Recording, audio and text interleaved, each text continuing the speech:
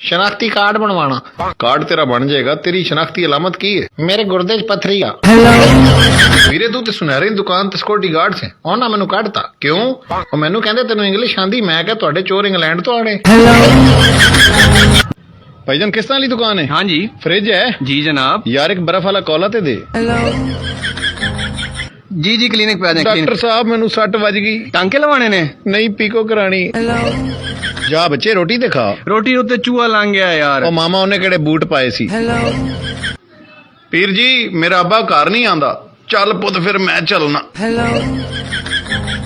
ओए तेरा रिश्ता वेखण आ रहे ने तो उन्हां दे सामने बड़ियां बड़ियां गल्लां करी।